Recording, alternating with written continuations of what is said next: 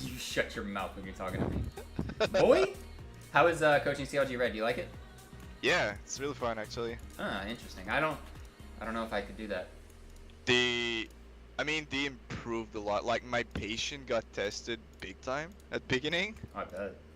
and from what I've seen right now, like it's day and night, That's good. and I'm pretty proud of them. And yeah, obviously I'm paid for it, so. Yeah. So do you, as a coach, do you like strategize, anti-strat, analyze like everything, or what does coaching entail? I do way more than that, but we're not at the point to anti-strat yet. Like, not I don't yet. think any like, I mean, if they were MDL maybe, but even MDL Yeah. it's still not even No, worthwhile it's much. kind of rough. No, I'm acting as a mentor, as a psychologist, as a strat caller, as someone that has. Wait, you has actually really- IGL? I did it for the last 2 matches. Interesting. Uh, They had me like while I was coaching for the last month or whatever. I was trying to IGL, but it's like I don't know. There's so many players that counter call that just makes me shut down and I stop calling. Yeah, but they gave me like 100% like privilege. Yeah, so- if they fully listen and just feed Yeah, you yeah. intel and you can just watch everybody and know exactly where they're weak on utility and call a strat, like oh. we were in a danger spot because we were about to lose the spot pretty much, getting into a relegation. So I took the horns and I called the 2 last matches, and we ended up winning. And then, but after that, we need to figure out like an IGL. Like I cannot do that. Yeah. And but all the strategy wise, like I'm the one that watches the most of the demos, and whenever I want them to watch a demo with me, it's just for the purpose of understanding why we're doing this and that. Right.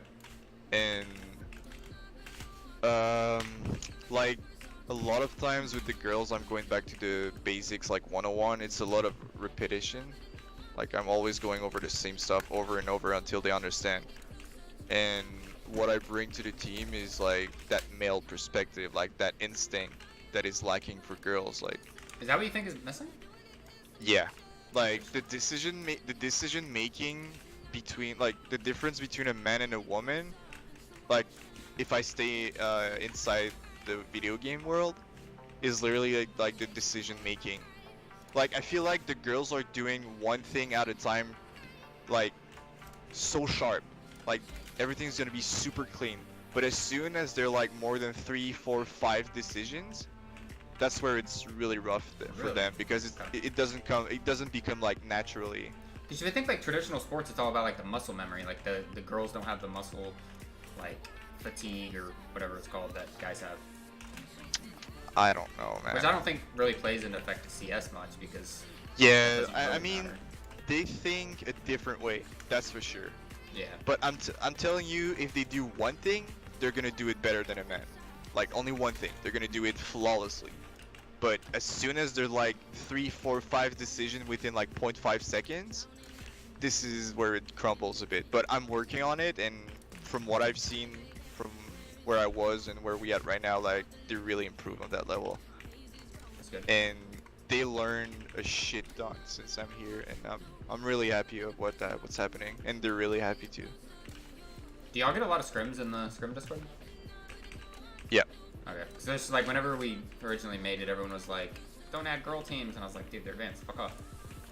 Everybody, As long I as feel people like like respect y'all and shit and don't like. we earned a lot of respect like recently, and people always wants to scrim us. Like we were never running out of scrims. Yeah, I mean, honestly, I like playing them because they're very it's like very structured, very team oriented, not individual plays, which is what you need for practice. So.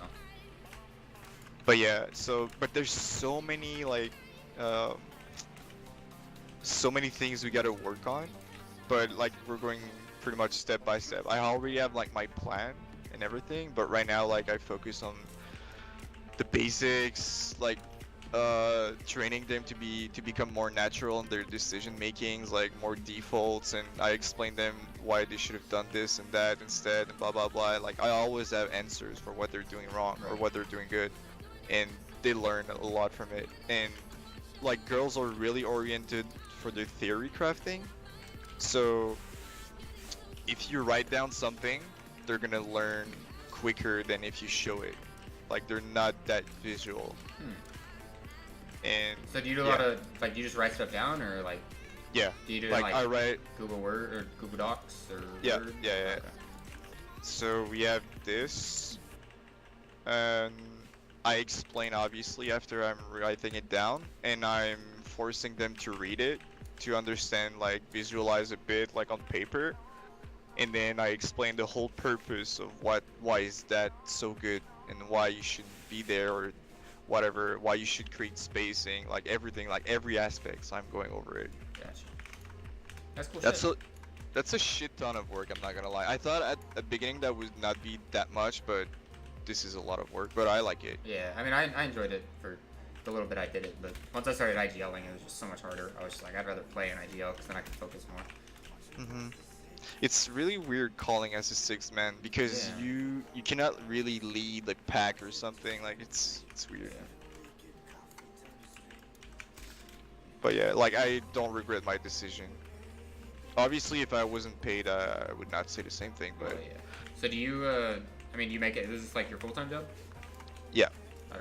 I'm just curious if you make And- enough from doing it to like live. all I can say is that it's really worth it. That's good. I was happily surprised.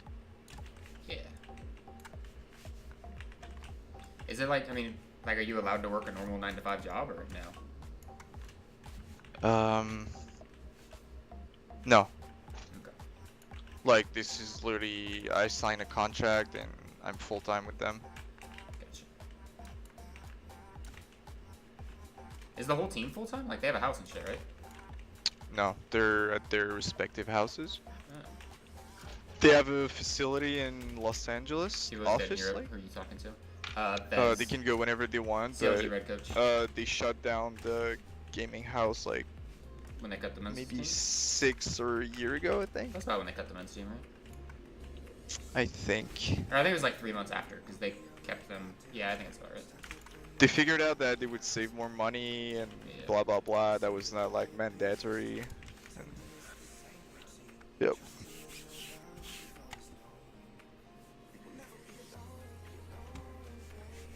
But yeah, I didn't know what I was jumping into at the beginning. Right, I yeah, was- you don't really know what's gonna happen. And I feel like the transition becoming like to a player to becoming like a coach is not that hard, but there's some aspects that I might like. I was liking at first, like on the decision making and stuff like that, like acting more as a mentor, psychologist, and all that stuff. Like I was maybe liking a bit, but now I'm getting pretty comfortable doing it. Yeah. And I have the luxury of working with an actual psychologist, like a sports psychologist. Nice. They hired her for CLG, and I'm working with her like on a daily basis. That's pretty cool. Do Yeah. they have like a background in sports? Like, oh, you can't really have a background in esports, but She has a background in esports. She's been working with Liquid, Phoenix One, that's sick. 2 other big League of Legends teams.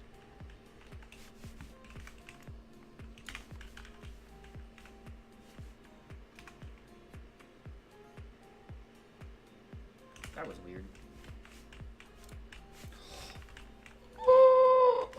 I would love to see you I next think as a they're coach or a caster. pretty Yeah. happy with my work. I mean, I've casted I hope so. quite a few times, not like on a professional scale at all, but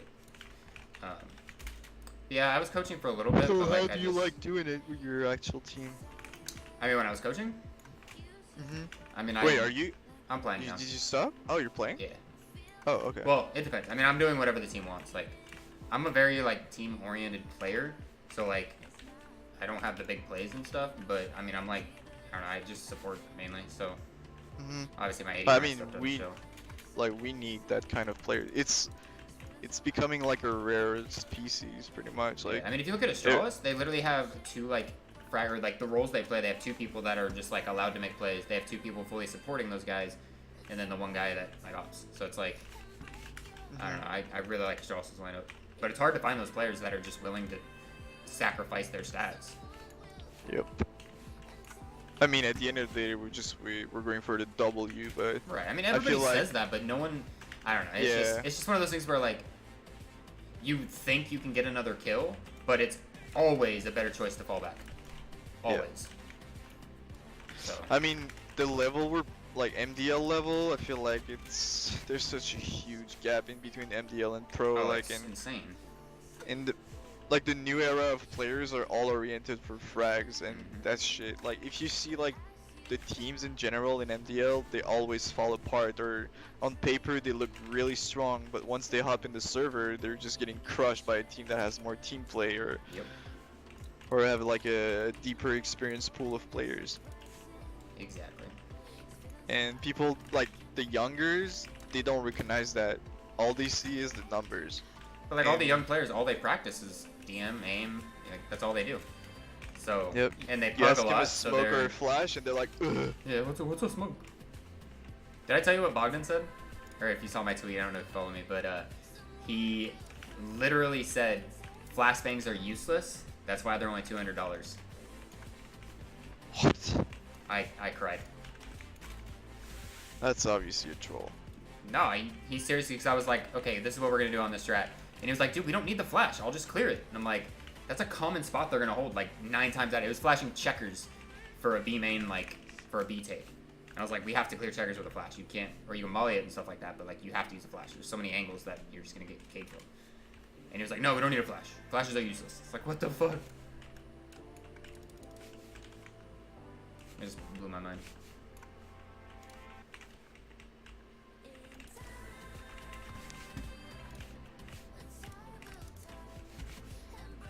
I don't know, man. Feels like NDL teams are just filled up with people that enjoy playing with each other's more than like an actual team. Yep.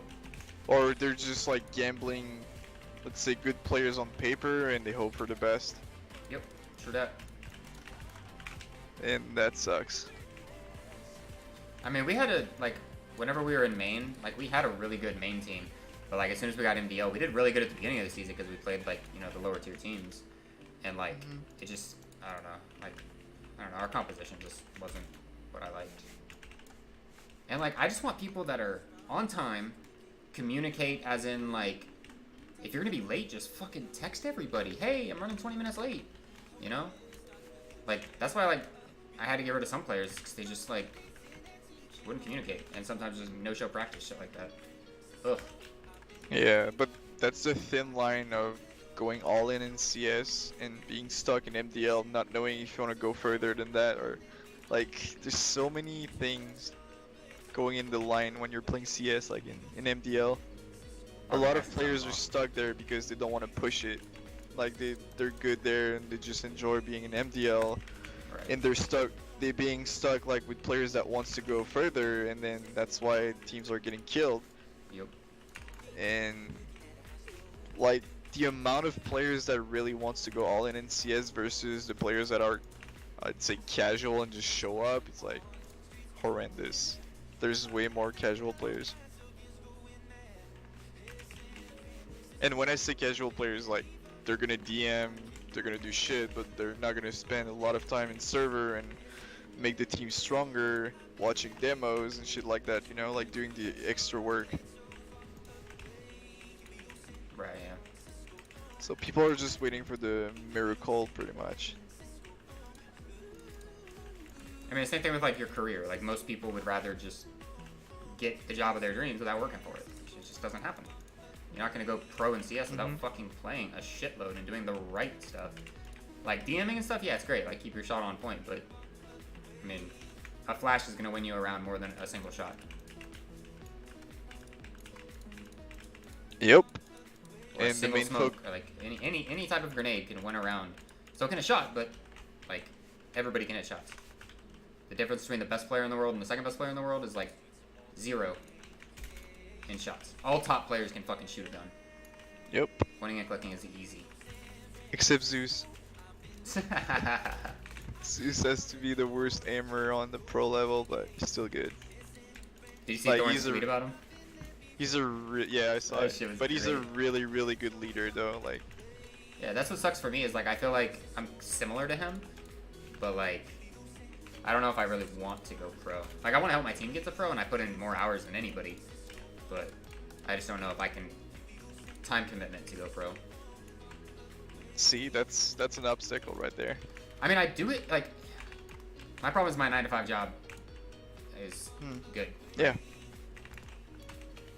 And as much as you love the game, you're not willing to sacrifice it. I mean, honestly, I would if I went pro and was able to stream and make similar money. I know, but I'd be fine with here, it. that's the thing. Like you just said it. If. Right. If. And to make it there, I would have to quit my job to make it there. You know what I mean? Like it's gonna be hard to make it there without putting full time into it.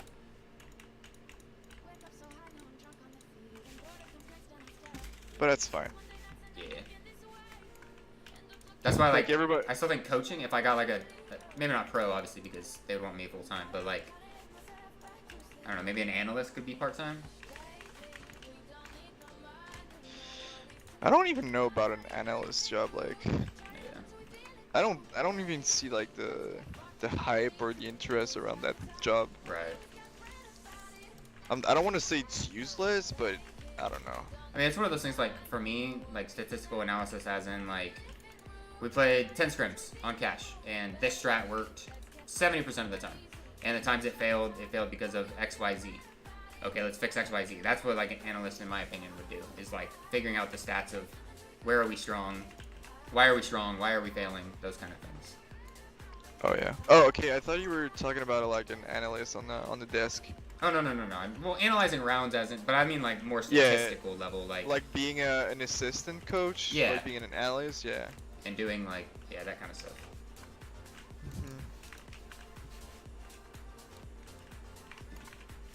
Because, like, if you look at a strat, if you look at it one round, it doesn't mean shit. If you look at it over 100 rounds, then you have some type of understanding of how well it works.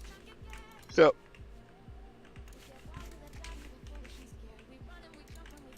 That's one thing I hate about my team is, like, we'd run a strat, and it would work, like, 90% of the time. But then the one time it doesn't work, someone's just like, oh, we gotta change the strat. We gotta change it. It's not working.